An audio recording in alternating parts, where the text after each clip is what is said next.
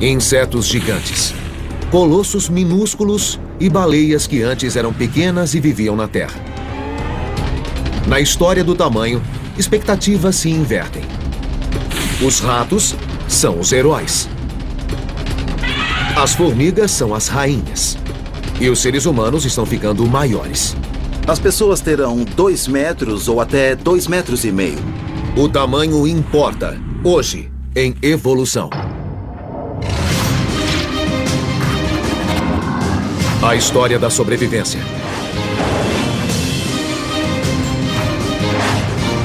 Evolução. E se existisse um mundo onde os animais grandes fossem pequenos? E os animais pequenos fossem grandes? Na verdade, nós vivemos nele. Os tamanhos dos animais parecem fixos, mas ao longo do tempo evolucionário estão sempre mudando e são cheios de surpresas.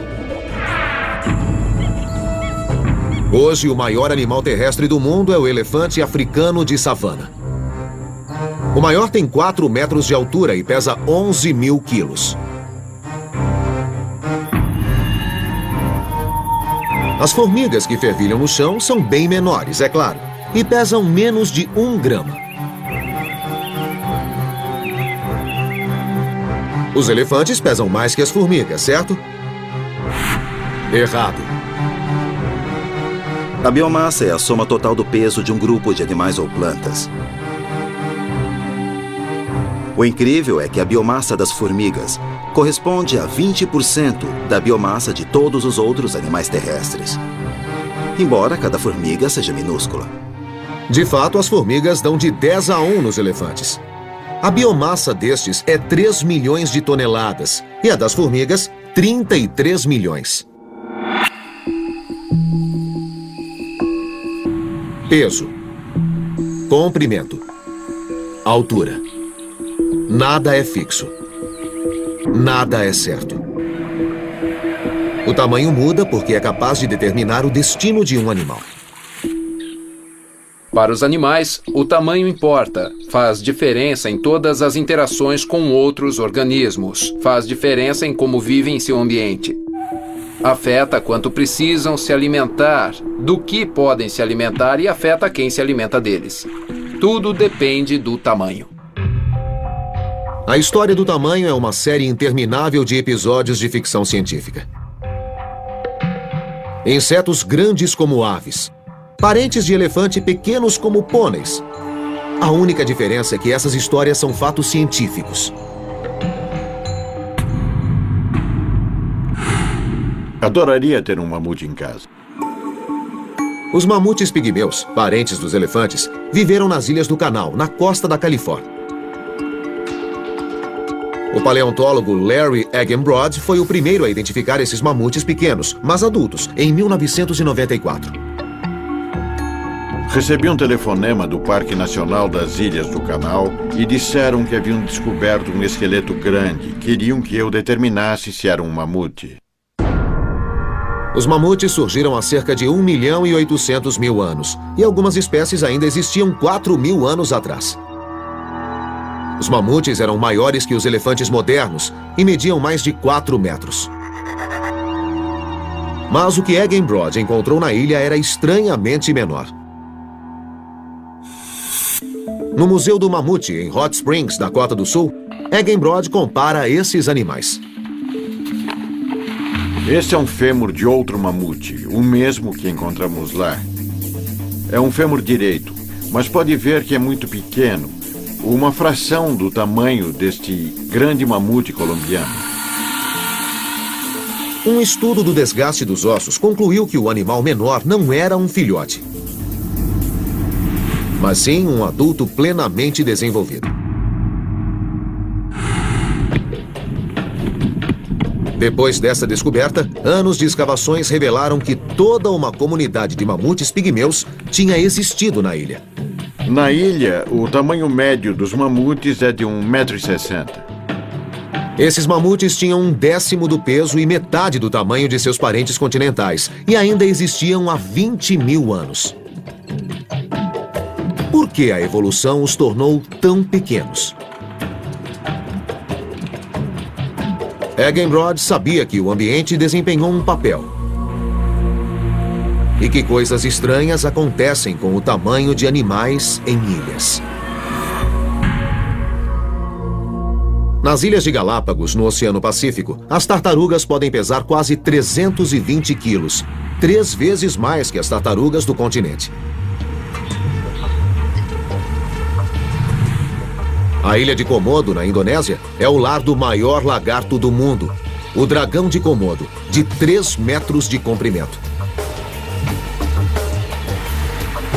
Esses animais aumentaram quando longe dos predadores. Então, por que os mamutes encolheram?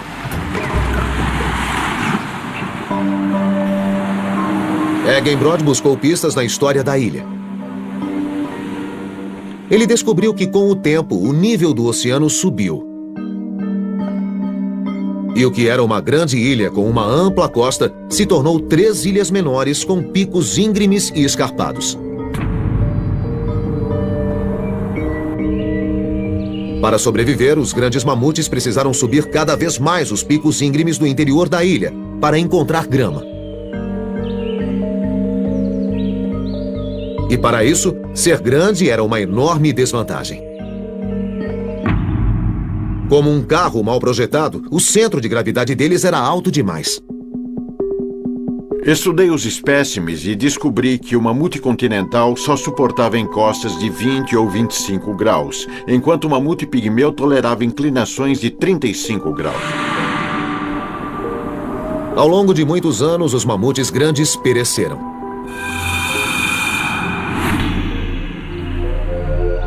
Os menores sobreviveram, se reproduziram e criaram gerações ainda menores. Até que só restaram os pigmeus. Em termos evolucionários, trata-se de uma adaptação. A ilha selecionou um animal menor capaz de alcançar os pastos altos. Como acontece com todos os animais, o tamanho dos mamutes pigmeus foi determinado por uma complexa rede de fatores. Nessa ilha, a oferta de alimentos e o terreno bastaram para tornar a massa deles 1/10 da original.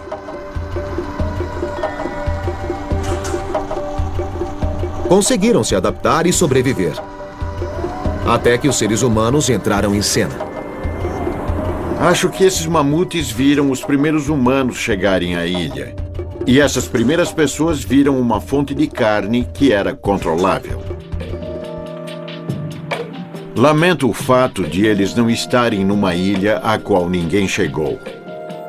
Eles ainda existiam na ilha Wrangel há 3.700 anos, quando os egípcios recolhiam rochas para fazer as pirâmides. Os seres humanos contribuíram para a extinção dos mamutes, mas Eggenbrod espera que um dia eles possibilitem o retorno desses animais. Sou a favor da clonagem no caso dos mamutes. Não vejo por que não trazê-los de volta se tivermos a tecnologia para isso.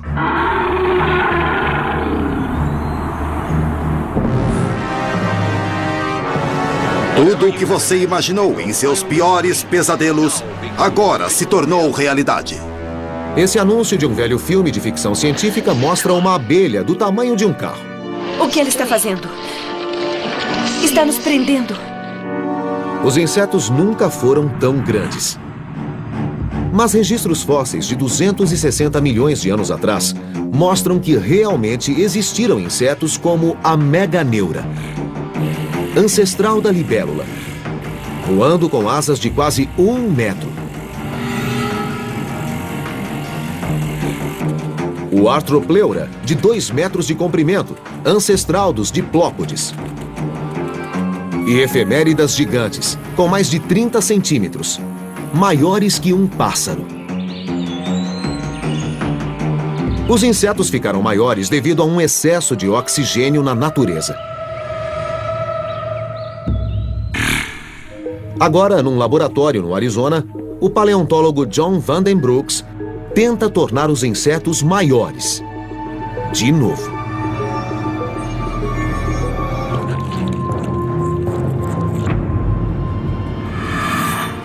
Criamos insetos neste laboratório, com níveis diferentes de oxigênio para ver como afeta o desenvolvimento.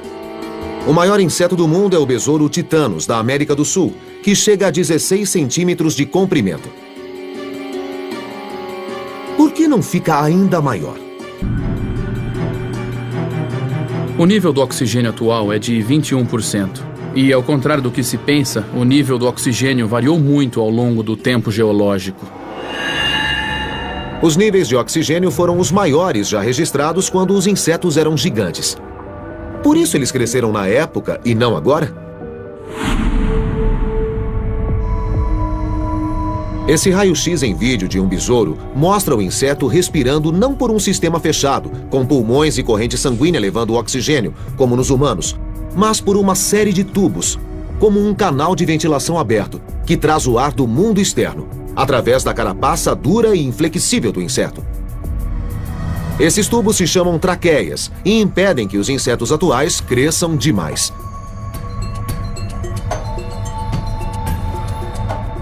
Possuindo um corpo maior, aquela região onde ficam tanto a traqueia quanto as estruturas respiratórias do inseto também aumentam.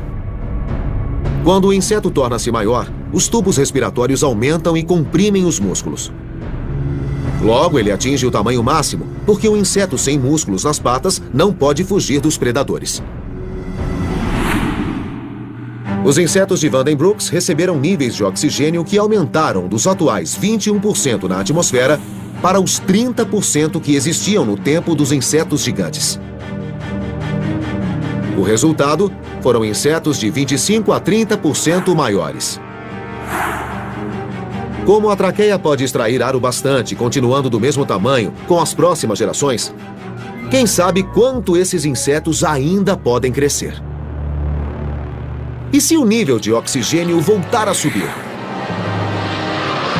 Os insetos daquele velho filme de ficção científica podem se tornar uma atração do nosso próprio futuro? A resposta é: provavelmente não. Com níveis de oxigênio maiores, insetos podem alcançar um tamanho bem maior do que o esperado, mas só porque podem crescer não significa que eles crescerão. Então, outros fatores como a predação e a oferta de alimentos também agirão em combinação com fatores ambientais para estabelecer o tamanho de um grupo de insetos ou até mesmo de um inseto individual. A oferta de oxigênio é apenas um fator entre vários que influenciam o tamanho de um animal.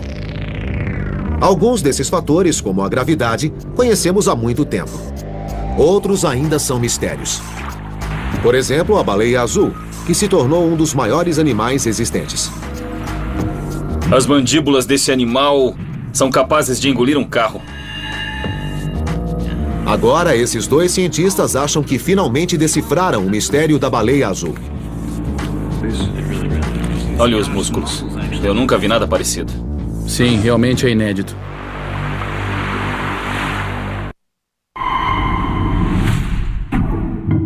Ao enfrentar os desafios de seu ambiente em mutação, animais encolheram e aumentaram de tamanho com o tempo, como as imagens numa casa de espelhos. Mas pelo menos uma forma de vida mantém o mesmo tamanho há quase 4 bilhões de anos. As bactérias começaram pequenas e continuaram assim desde então. Nossa tendência é achar que maior é melhor, mas ser pequeno também é um truque muito bom. Para as bactérias, foi uma história quase incomparável de sucesso evolucionário.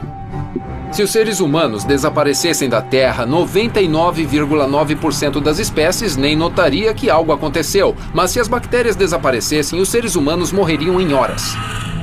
Mas parece que crescer é uma tendência mais forte.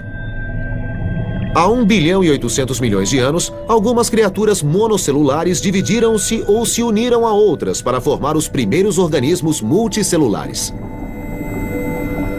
Foram os gigantes de sua época. E deram início à tendência de crescer mais, que ainda continua. Em circunstâncias favoráveis, os tamanhos tendem a aumentar. Um motivo pelo qual os animais aumentam ao longo da evolução é porque uma espécie compete com outra. E as grandes sempre ganham, as pequenas sempre perdem. As maiores procriam mais e as menores procriam menos. E assim, com o tempo, temos uma progressão de animais menores para animais maiores. E é o que vemos em vários grupos diferentes. O oceano oferece chances maiores para que alguns animais cresçam, porque a flutuação da água diminui a força da gravidade. E uma espécie aquática cresceu ao longo de milhões de anos até alcançar um tamanho tão incrível que até os cientistas penam para compreender como sobrevivem. A baleia azul. Um dos maiores animais existentes. As baleias nem sempre foram grandes, e de fato seus ancestrais nem viviam no mar. As baleias começaram em terra. Os ancestrais das baleias eram criaturas parecidas com cães, mas aparentadas com os hipopótamos. E voltaram para a água provavelmente para se alimentar de peixes. Milhões de anos de adaptação depois, as baleias modernas surgiram agora totalmente aquáticas. Tinham tamanho equivalente ao dos golfinhos, até que repentinamente passaram por um misterioso crescimento. Há 5 ou 7 milhões de anos, as baleias ficaram imensas, elas ficaram gigantes. Não sabemos por que isso aconteceu. É um grande mistério. O mistério de por que as baleias cresceram é apenas um dos muitos que intrigam os cientistas. Ninguém jamais entendeu como essas criaturas colossais, tão pesadas quanto a Estátua da Liberdade e quase tão altas, sobrevivem com uma dieta à base de um dos menores organismos do oceano. Algumas das maiores espécies de baleias se especializaram nos crios, pequenos crustáceos existentes em toda a coluna de água. Jeremy Goldbogen e Nick Pyenson, biólogos da Universidade da Colômbia Britânica, em Vancouver, acreditam que estão perto de desvendar os segredos das baleias. Como se alimentam e como cresceram. Começaram com uma certeza. As baleias têm de comer. Animais muito grandes também precisam de grandes fontes de alimento. É uma lei básica da física. Quem tem uma grande massa corpórea precisa comer muito só para poder sustentar essa massa.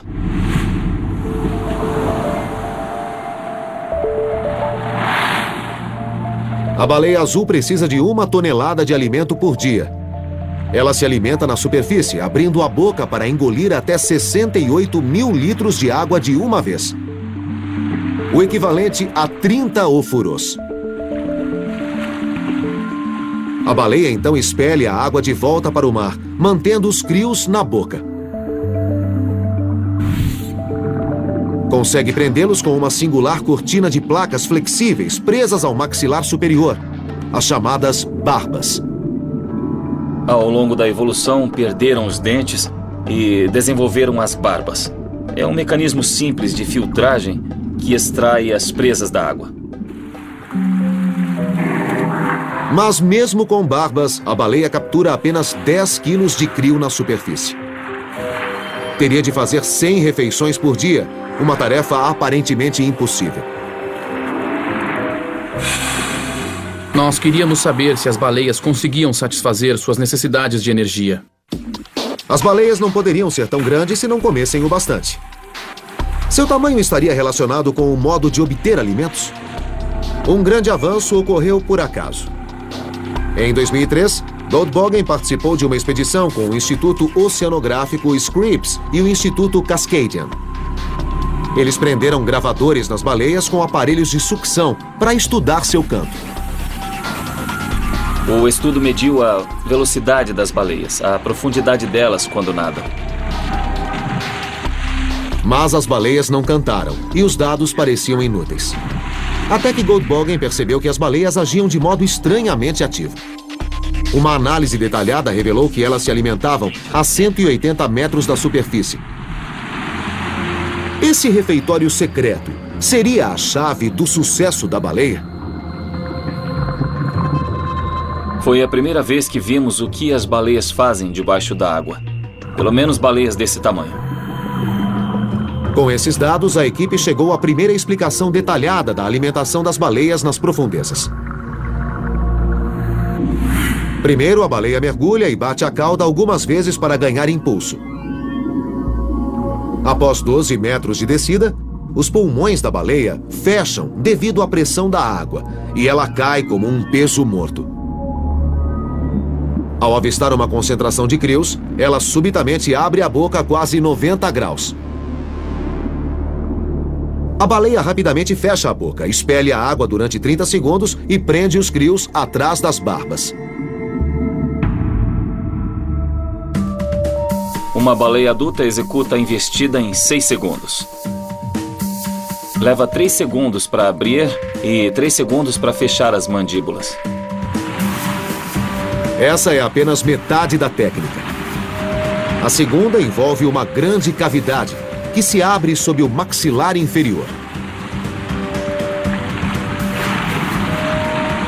É semelhante ao que nós temos aqui sob o queixo. O tecido das baleias vai do queixo até chegar aqui no umbigo. Segundo a pesquisa, cada mergulho resulta em 4 investidas e dura cerca de 7 minutos antes que a baleia tenha de subir para respirar. Só no Oceano Antártico, o crio tem biomassa de 500 milhões de toneladas, o dobro da humana, e é encontrado nos oceanos do mundo todo. Esse abundante alimento é um fator-chave para que as baleias tenham se tornado gigantes dos mares. Com densos grupos de crios disponíveis a 180 metros da superfície, mesmo ingerindo apenas 10 quilos por mordida, as baleias podem conseguir o alimento necessário em apenas 4 horas por dia, o que lhes deixa muito tempo para cantar. A equipe acha que o desenvolvimento de barbas e desse estilo de alimentação pode explicar o crescimento rápido e misterioso das baleias há 5 ou 7 milhões de anos. Um dos motivos desse crescimento é que a flutuação da água ajuda a atenuar o efeito da gravidade. Mas os saurópodes, os maiores animais que já viveram na Terra, chegaram quase ao mesmo tamanho, mesmo sem ter essa vantagem. Como conseguiram? Os saurópodes tinham pescoços inimagináveis para os seres humanos.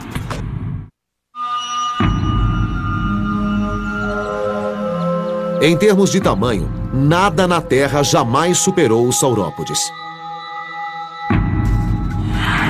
Um subgrupo de dinossauros herbívoros, os saurópodes perambulavam pelo mundo todo há 200 milhões de anos, chegando a 40 metros de comprimento, quase a extensão da Casa Branca. Bateram todos os recordes de tamanho para animais terrestres. Eram tão grandes que nem o Tiranossauro Rex os atacava. Não temos muitas evidências de grandes saurópodes que foram atacados por grandes predadores, como o Tiranossauro Rex, que tinha uns 12 metros de comprimento e 7 toneladas. São animais temíveis, mas não são páreo para um saurópode adulto. Essas feras eram tão maiores que tudo o que já tinha vivido na Terra, que os cientistas sabiam que a combinação de fatores que as produziram devia ser única. Quais eram os segredos do sucesso dos saurópodes? Este é o Brachiosauro. Este animal tinha 23 metros de comprimento, 13 metros de altura e pesava umas 30 toneladas. O biólogo evolucionário Matt Weddell tenta resolver esse enigma há anos. Todas as condições precisavam estar presentes para produzir essas anomalias da natureza. Ele conseguiu a primeira pista quando os cientistas descobriram que a Terra, no tempo dos dinossauros, era muito diferente de hoje. Os saurópodes viviam num planeta diferente, separados de nós no espaço e no tempo. O que tornou o planeta diferente foi a atmosfera. Análises recentes de registros fósseis sugerem que o dióxido de carbono durante o período Triássico, no começo da era dos dinossauros, atingiu os níveis mais altos. Com isso, o crescimento das plantas explodiu.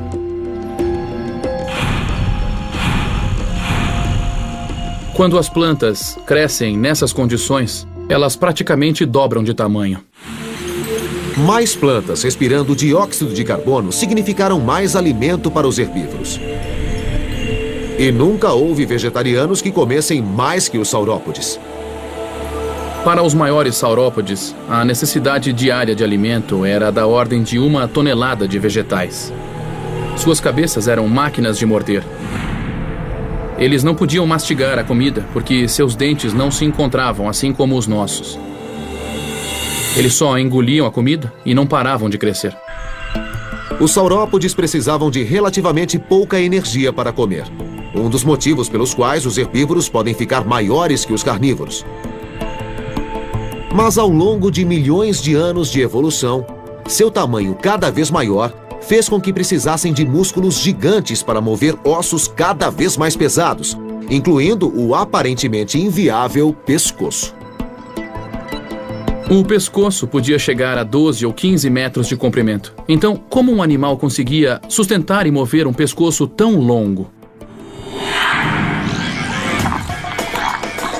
Hoje, o maior pescoço, de 2,30 metros de comprimento, pertence à girafa. Mas os ossos da girafa são pesados e restringem o movimento. E os dos saurópodes eram bem maiores. Está bem, está ótimo.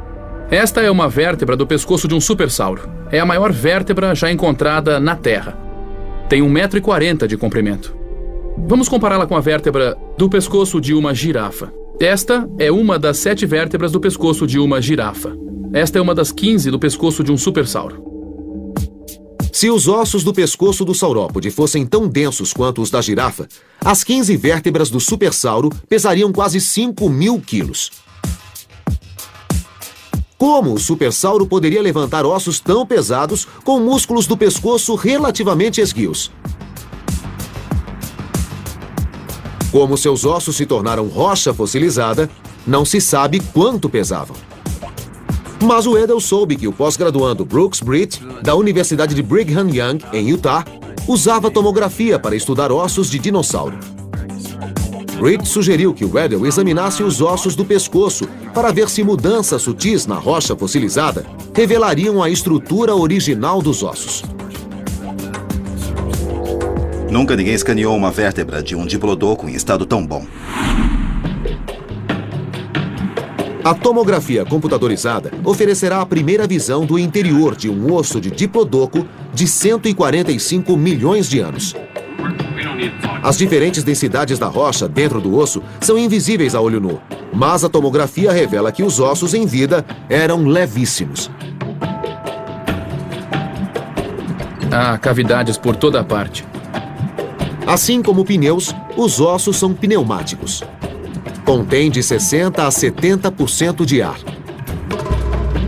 O Edel suspeita que, além de leves e fáceis de erguer, os ossos também ajudavam a levar oxigênio diretamente aos músculos, graças a um sistema de sacos de ar ao longo do pescoço, semelhante aos das aves de hoje.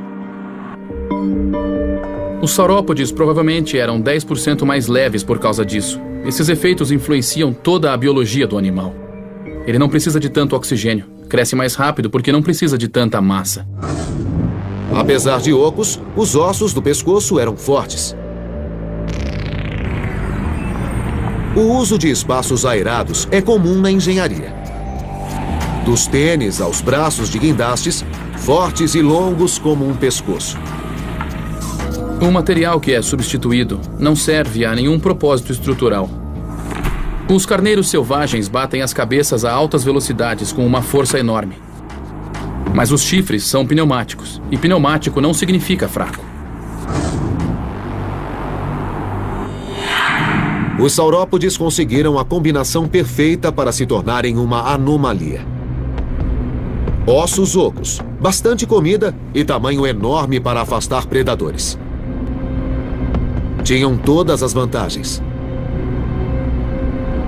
Havia dinossauros por toda parte. Grandes, pequenos, carnívoros, herbívoros, e tudo ia muito bem porque estavam bem adaptados ao ambiente, mas de repente as regras mudaram. Há 65 milhões de anos, com uma energia equivalente a 100 milhões de toneladas de TNT, um asteroide encerrou de modo súbito e chocante o reinado dos dinossauros.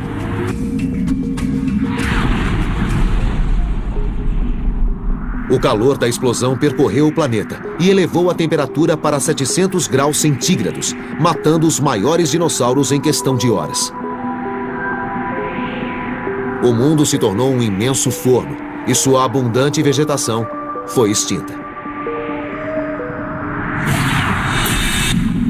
Todos os animais grandes estavam em desvantagem porque precisavam de muita comida e havia restado pouca. Eles não puderam sobreviver.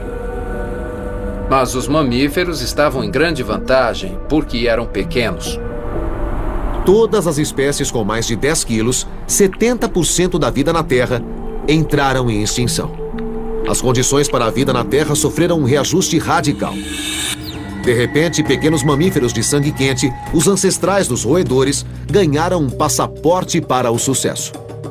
Hoje, há roedores em todos os continentes, exceto a Antártica. São mais de 2.000 espécies, com bilhões de indivíduos. E seus descendentes, todos os mamíferos da Terra, inclusive os seres humanos, ocupariam todos os nichos do planeta. Um evento de extinção em massa há mais de 65 milhões de anos eliminou da face da Terra todas as espécies com mais de 10 quilos. 70% das formas de vida do planeta foram completamente destruídas. Mas pequenos mamíferos, muito menores que os atuais roedores, sobreviveram. Ele teria sido um gigante comparado aos mamíferos da época. A bióloga evolucionária Felisa Smith estuda uma criatura aproximadamente 200.000 vezes menor que um saurópode, mas igualmente importante na estranha história do tamanho. O incrível rato silvestre, que muda de tamanho. Esses ratos estão entre os mamíferos mais sensíveis à temperatura. Os ratos silvestres americanos são pequenos onde o clima é quente e têm o triplo do tamanho quando o clima é frio. Os animais na parte sul da cadeia, nas montanhas Sangre de Cristo, no Novo México, são os menores. Na parte norte da cadeia, no Canadá, 1 quilo. Os animais têm 3 vezes este tamanho. Os ratos silvestres vivem numa das regiões mais quentes da Terra, o Vale da Morte. O que indica como esses mamíferos sobreviveram quando a maioria dos outros morreu após o impacto do asteroide.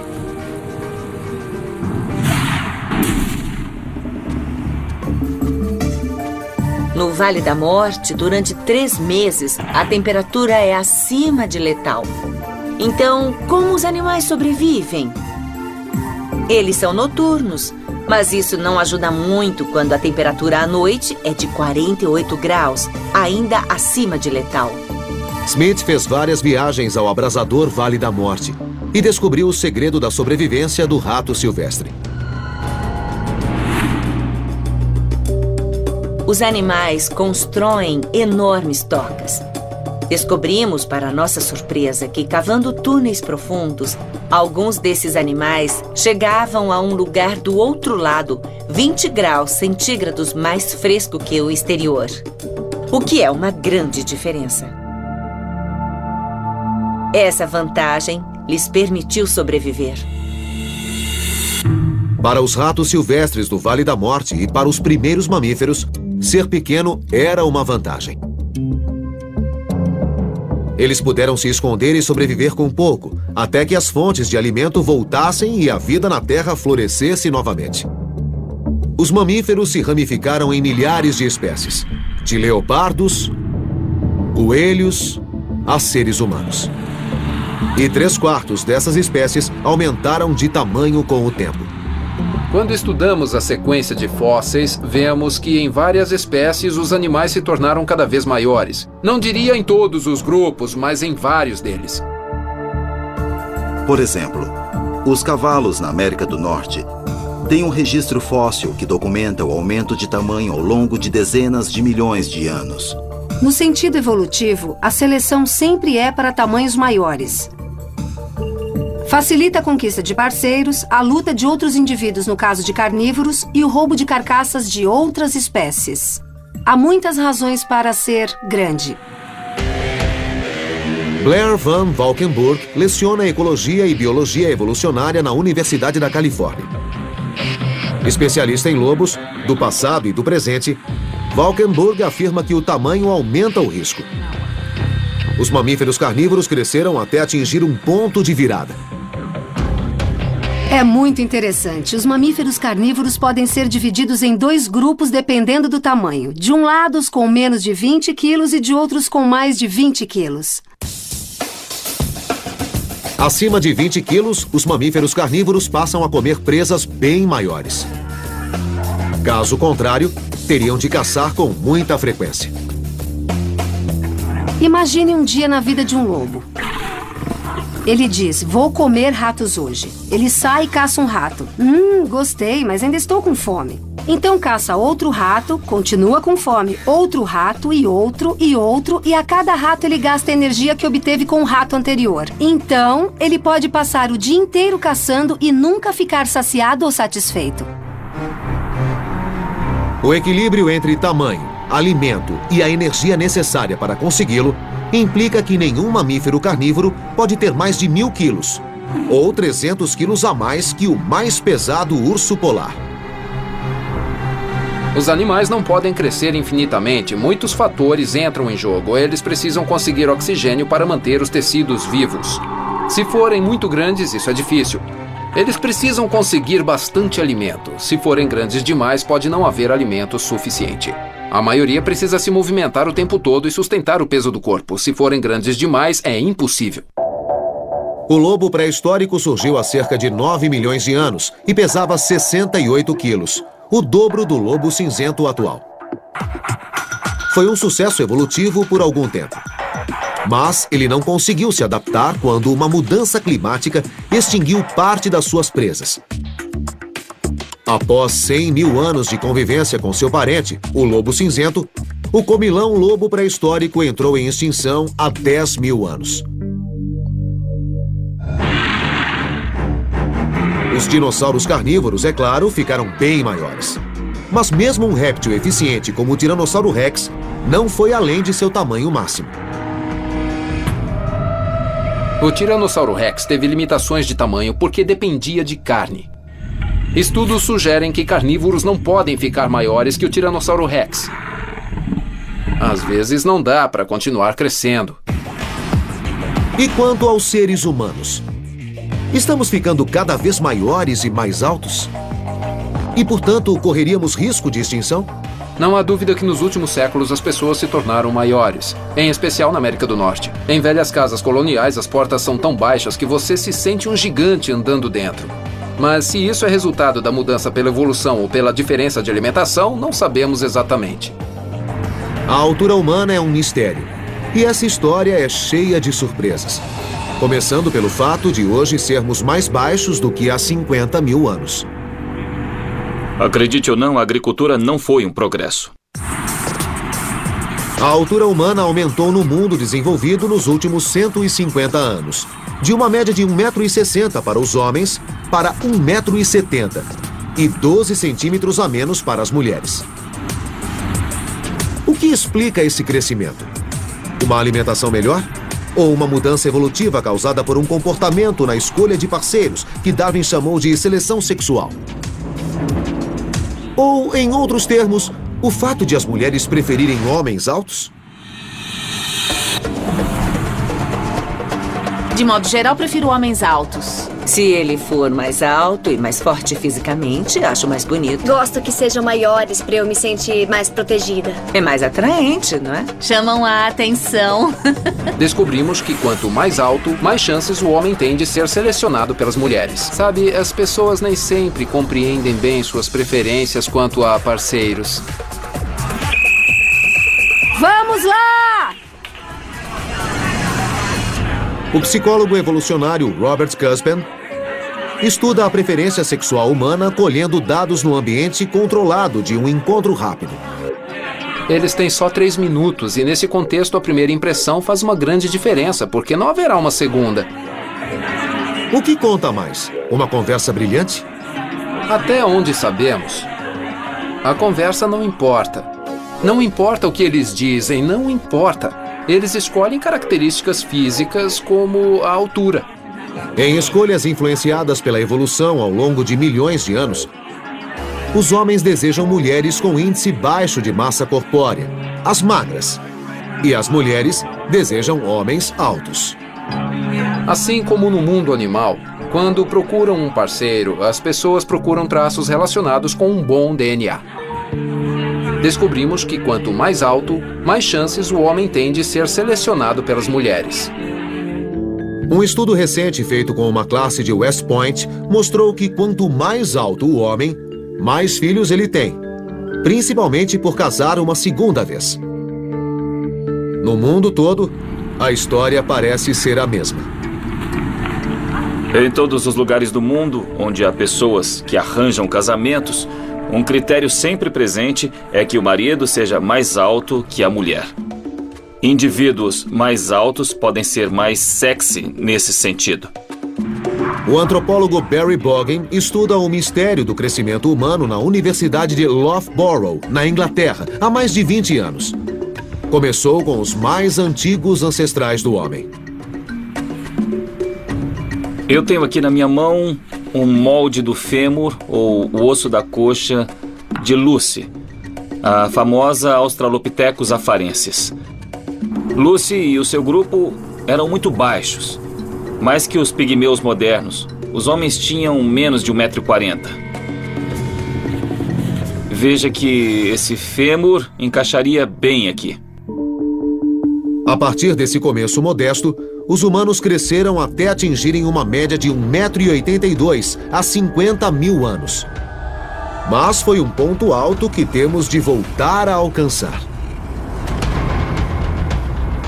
As coisas mudam. A estatura dos homens adultos baixou para 1,60 m.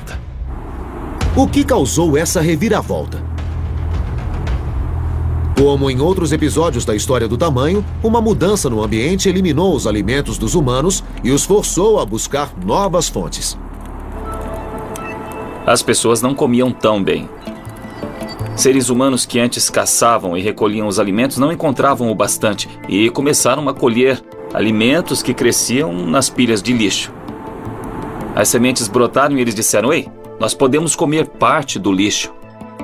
Foi o começo da agricultura e durante muito tempo foi um desastre. Acredite ou não, a agricultura não foi um progresso. A agricultura diminuiu a variedade dos alimentos consumidos, o que resultou em deficiências nutricionais e também pessoas menores. A nutrição continuaria deficiente e a altura limitada até o final do século XIX, quando alimentos de maior qualidade, melhores condições sanitárias e sistemas de saúde libertaram a altura humana. Crescemos rápido. E hoje, no mundo desenvolvido, a média para homens é de 1,73 m e para mulheres, de 1,60 m. Não é um recorde, mas a maior altura na era moderna. E essa tendência deve continuar. Tudo parece favorável para que os humanos continuem a crescer. A nutrição, a seleção sexual e a tendência dos mamíferos de aumentar de tamanho. Então, no futuro, seremos uma terra de gigantes? Daqui a 200 ou 300 anos, a espécie humana pode ter 2 metros, talvez até 2,5 metros. É difícil acreditar, mas o fato é que os humanos estão ficando mais altos a cada geração. É uma combinação de nutrição e genes, mas que está tornando toda a nossa espécie maior do que era. Mas nem todos concordam. Teremos mais de 2 metros ou 2,5 metros? Eu duvido disso. Há um limite para a altura humana saudável. Bogan frisa que hoje pessoas com mais de 2 metros têm problemas médicos associados à altura. Para ele, a maior altura média que podemos alcançar com segurança é 1,85 m para homens e 1,70 m para mulheres. Se eu viver mais de 100 anos, pode voltar e perguntar se eu estava certo ou errado. Enquanto os seres humanos e todas as formas de vida avançam para o futuro, todos os fatores que afetam o tamanho, do acasalamento à predação ao ambiente, continuarão em jogo e deverão produzir resultados incríveis e inesperados. enquanto o tamanho continua a evoluir.